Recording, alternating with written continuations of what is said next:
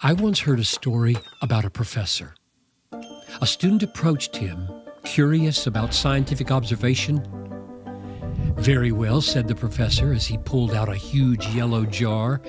"Take this fish and look at it. Eventually, I'll test you." The student took the fish and began to observe it. He looked at it, studied it.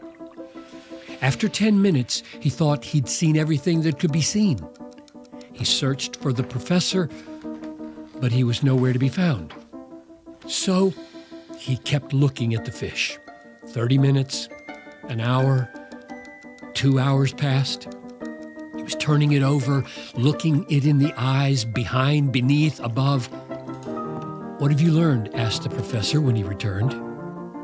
The student rehearsed it all. The pores of the head, fleshy lips, lidless eyes, the lateral line, the spinous fin, the forked tail.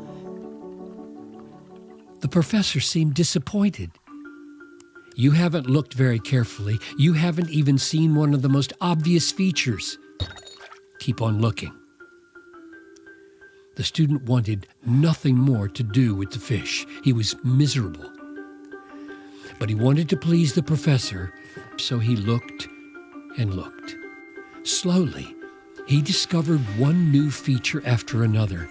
Soon time began to fly by as the student observed that fish, seeing all kinds of things he'd never noticed before. He realized just how right the professor had been. After another hour, he returned and heard a new list of observations. "That's good, but that's not all. Go on. Keep looking." And so for 3 long days, he put that fish before the student's eyes, forbidding him to study anything else, repeating the same chorus each time, "Look, look, look." We have something far more valuable to explore and study and look at. The simple habit of looking at the Bible will change your life and lead you to the greatest beauty in the world. If we look long enough, with enough care, we will see things we never dreamed possible to see.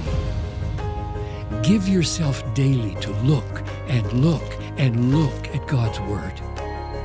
Don't let go or walk away until you have seen more of Him. You will be amazed by the wonders you will find.